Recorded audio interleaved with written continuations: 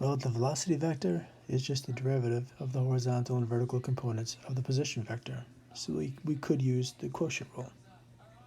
Part B.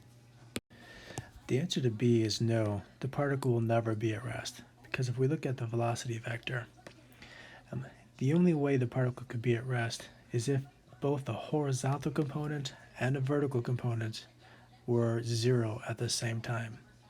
But the horizontal component is 0 only when t is 0, whereas the vertical component, when t is 0, would be 2, so it's still moving. And the vertical component is only 0 when t is equal to 1.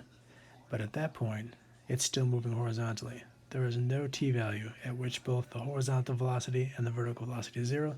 Therefore, this particle is never at rest.